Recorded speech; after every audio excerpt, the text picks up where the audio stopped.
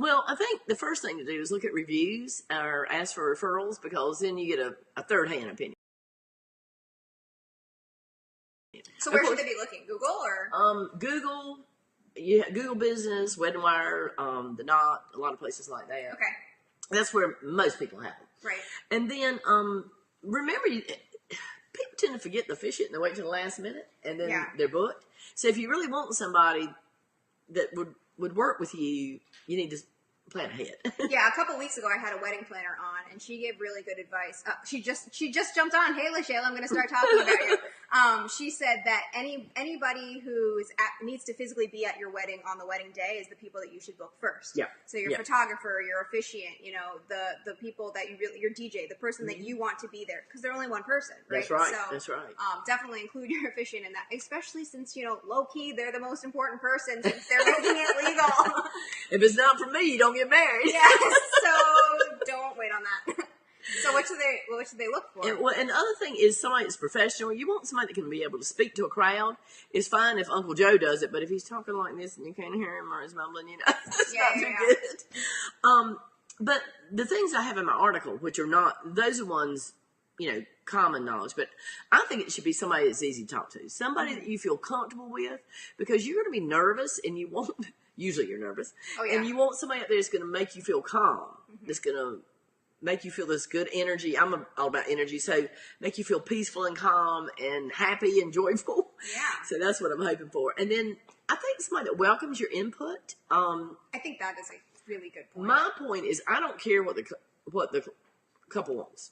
I'll do anything they want to do. I just have to pronounce them married, present them to the crowd, and sign the paper. Mm-hmm. They can do anything else they want. Now, most of the time, they like the traditional flow because it flows very well. Right. But the words don't have to be traditional.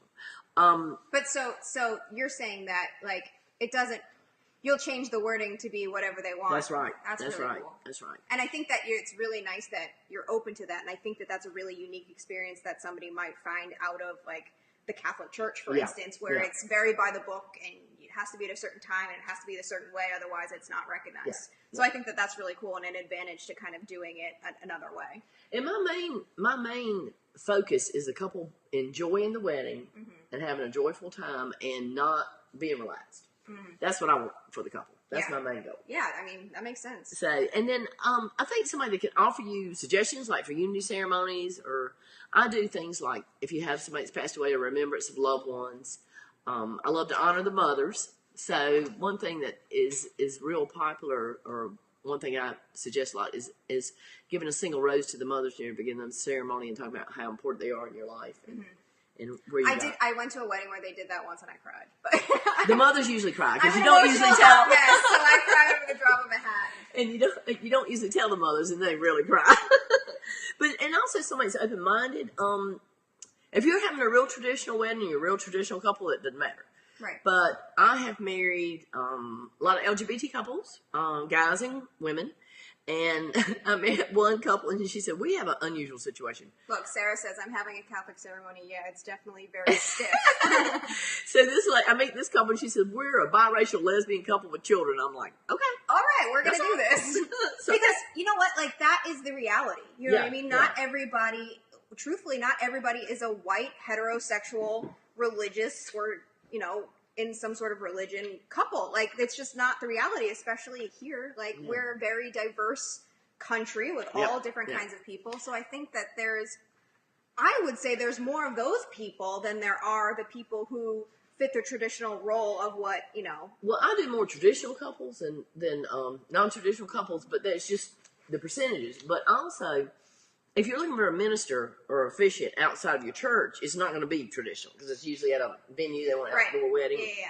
I would say 90% of my couples just want, I call it either secular or spiritual. I focus on love and nature, and I don't really talk about religion.